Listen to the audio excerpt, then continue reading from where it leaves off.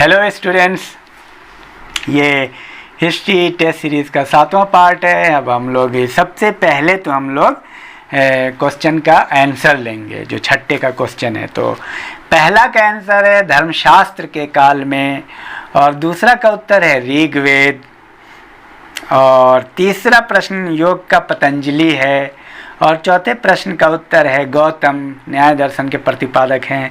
पांचवा का उत्तर है दर्शन पर आधारित है उपनिषद। छठा प्रश्न का उत्तर है आपको अफगानिस्तान में जो काबुल नदी है, और सातवां प्रश्न का उत्तर है कठोपनिषद। नचिकेता और यम का संवाद कठोपनिषद में है। आठवें प्रश्न का उत्तर है कैकेय। नौवां का उत्तर है सिंधु, और 10वां प्रश्न का उत्तर है सांख्य दर्शन। तो चलिए, बहुत अच्छा है। आप में से जो लोग नए हैं सब्सक्राइब कर लीजिए, लाइक शेयर और कमेंट कीजिए, बेल आइकन प्रेस कर दीजिए जो नए हैं। और एक और ख़ास बात के क्विज़ गुरु में जा कर के आप वहाँ भी प्रैक्टिस सेट करें। वो बहुत बेहतरीन सिस्टमेटिकली अरेंज किया गया है, और वो कंप्लीट होलिस्टिक और इंटेंसिव और एक्सटेंसिव प्रैक्टिस सेट है। उसको आप ज़रूर करें, क्योंकि वो आपको बहुत फ़ायदा देने वाला है। वो सबके लिए बेहतर है, IAS से लेके। ये भी प्रैक्टिस सेट है, लेकिन ये है आपका टेस्ट। इसमें आप अपने आप को जांचें, वहाँ आप पढ़ें, प्रैक्टिस करें, और यहाँ अपने आप को जांचें कि आपका कितना किस लेवल पे हैं। तो आप लोग बहुत अच्छा प्रदर्शन कर रहे हैं। हाँ, इसमें एक बात, चलिए मैं बीच में पहले प्रश्न ले लेता हूँ, 5 प्रश्न लेता हूँ, फिर उसके बाद मैं आपसे एक बात कहूँगा। तो पहला प्रश्न है, भारत के किस स्थल की खुदाई से लौह धातु के प्रचलन के प्राचीनतम प्रमाण मिलते हैं?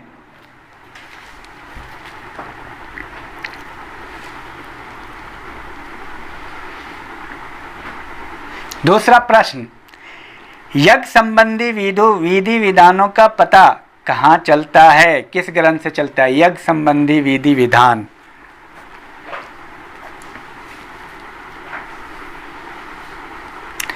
और तीसरा प्रश्न, चरक संहिता नामक पुस्तक किस विषय से संबंधित है?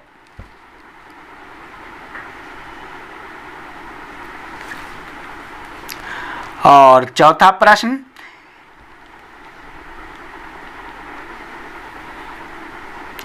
किस वेद का संकलन ऋग्वेद पर आधारित है?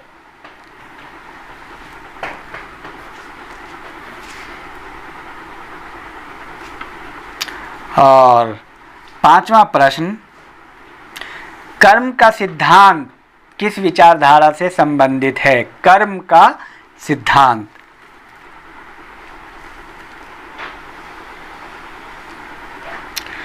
और छठा प्रश्न, वैदिक योगीन सभा क्या थी?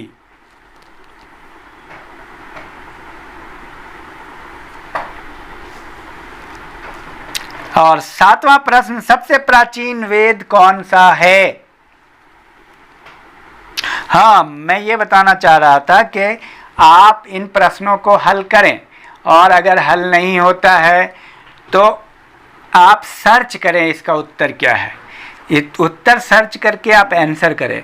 इस क्रम में आपको क्या होगा कि आपको याद हो जाएगा उत्तर, और फिर नेक्स्ट टाइम एक बार और आप वीडियो देखें और आप परखें कि आपने जो सर्च किया है वो सही है कि नहीं। नेक्स्ट वीडियो में आपको आंसर आ जाते हैं, फिर उसका अगर आपको आंसर नहीं मिलता है उसका आंसर वहाँ से प्राप्त करें, आंसर को वहाँ से देख करके फिर समझें, और फिर जब आप वीडियो आप एक बार देखेंगे उसके बाद आप अपना अंदाज़ा लगा कि आपको कितना आ पाया है। अगर यही चीज़ होता तो ऑप्शन में आपको इतना दर्द लेने की ज़रूरत नहीं पड़ती है, वो और उतना याद भी नहीं रहेगा। यहाँ आपको याद हो जाएगा। तो ये 3-4 प्रक्रिया है। सर्च करें, पहली बार सुनें, दिमाग लगाएं, कितना याद है लिखें, फिर सर्च करें। सर्च अगर आप नहीं कर पाते हैं, उत्तर आता है, वीडियो देख के उत्तर आप मिलाएं, पिछले बार वाले का उत्तर आप मिलाएं, फिर वीडियो देखें, और फिर उस वीडियो से आप ये ध्यान करें कि क्या आपको याद हो पाया है। ये है, इससे क्या होगा कि आपका मजबूत हो जाएगा। और वीडियो हमेशा अवेलेबल है, आप चाहें तो एक दिन में 3 वीडियो देख करके तीनों का विश्लेषण कर सकते हैं अपनी क्षमता का। 5-5 मिनट का वीडियो है। चलिए, 8वां प्रश्न, वैदिक युग में प्रचलित लोकप्रिय शासन प्रणाली क्या थी?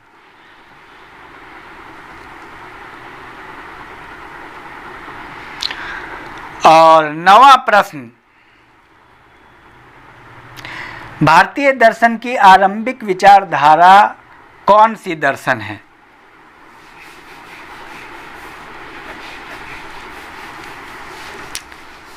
और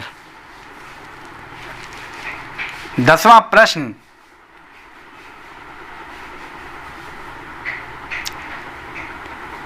आर्यों द्वारा कौन सी दस्तकारी व्यवहार में नहीं लाई गई थी? बहुत महत्वपूर्ण है। आर्यों द्वारा कौन सी दस्तकारी व्यवहार में नहीं लाई गई थी? चलिए इन 10 प्रश्न का उत्तर कीजिए। जाहिर सी बात है इनमें से कुछ प्रश्न आपके लिए बहुत कठिन होंगे और कुछ प्रश्न बहुत इजी होंगे, लेकिन अगर आप 4 को कर लेते हैं तो आप एक्सेलेंट है। 4+ अगर आप कर लेते हैं तो एक्सेलेंट है, 4 में आप वेरी गुड हैं, 3 करते हैं तो आप गुड हैं, क्योंकि ये प्रश्न अच्छे हैं, स्टैंडर्ड प्रश्न हैं।